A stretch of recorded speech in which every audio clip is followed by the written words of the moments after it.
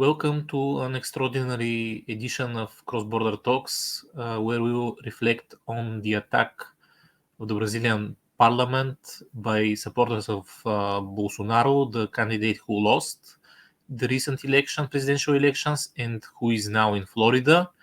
We are going to discuss with Sergiu Miscoiu, a Romanian political scientist at the University of Babeș-Bolyai in Cluj-Napoca. Sergiu, first of all, what do you expect to follow after this attack, and what will be the future balance between forces of president and those of Bolsonaro? Hello, and thank you for having me here. Yes, it is a very bizarre situation that took place.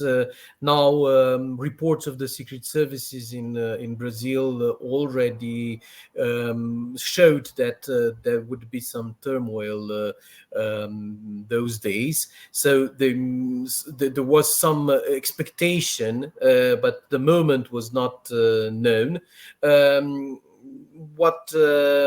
What would happen in the end, what will happen in the future would be that the Brazilian authorities will now have to investigate very thoroughly who is behind these riots, these attacks against the Brazilian democracy.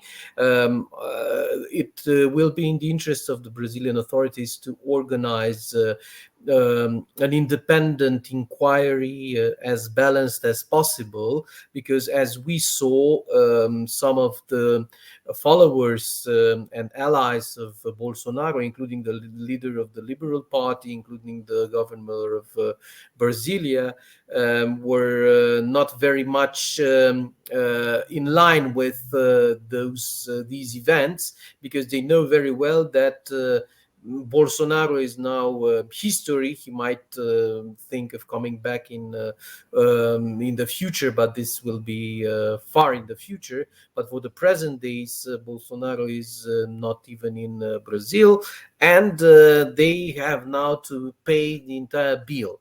And what happened there sound for many people, including Brazilian voters of Bolsonaro, as being not an act of resistance, but for at least some of them, it looked like an imitation, a pitiful imitation of what happened in the US on the 6th of January 2021.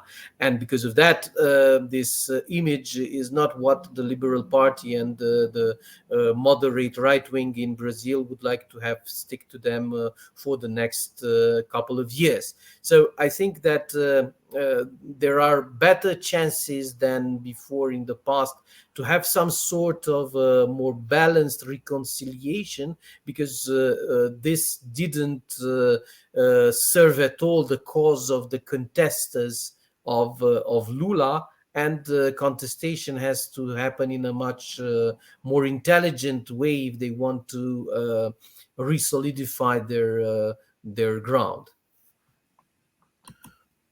Throughout the world, including in Europe, but also in other places, there is a rise of extreme right, people who seem to be like Bolsonaro supporters. What is this resurgence or return to the extreme right creating, or as a change in politics now? I think that there is a mechanic effect, first of all. A part of the right wing became totally liberal and centrist, internationalist, of course, in some limits, but still being much in line with globalization, especially with business globalism. And another part of the right went into the ultra-conservative camp. There is no such thing as a unitary right wing, and this right of the right became increasingly radicalized. It went hand in hand with the extreme right classical platforms, meaning the most radical, those who were not even able to join the parliament because they were too violent, too fascist, too Nazis, and so on. And the result is that now we have a strong ultra-right, far-right group of parties, platforms, social media-based groups, and so on, who act very strongly and influence the entire right-wing politics in many countries of the world. There is a common influence among these groups. They contaminate each other, they boost each other, and when unhappy, we see that regretfully they are now storming the institutions, and we cannot help ourselves observing that in periods of crisis, in periods of lack of clear guidelines and consensual democracy, like it happened in the 1930s, we've got such events.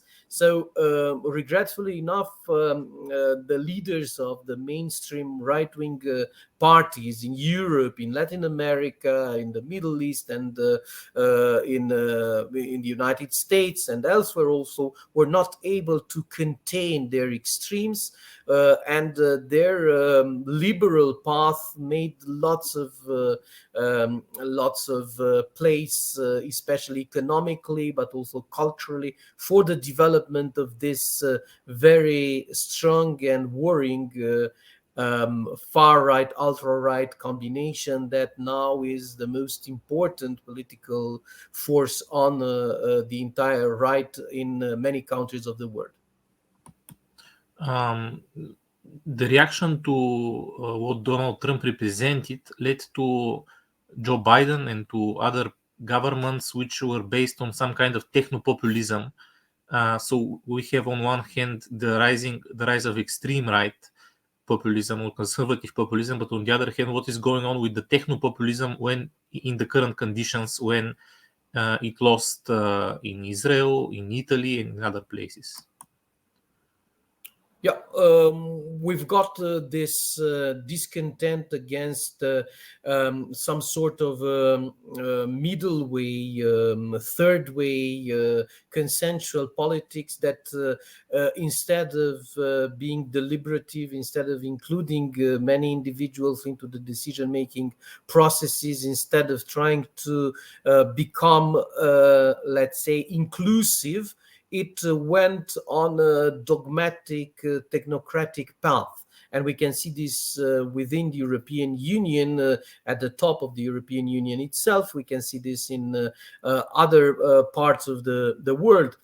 And we can also depict in this way the reaction of the far right and ultra right in many countries as a counter reaction against this technocratization of politics and against this claim that once we have good technocrats leading different fields, acting in a quasi-mechanic way, then we don't need any more politics, we don't need any more challenge against what is, let's put it this way, normal governance.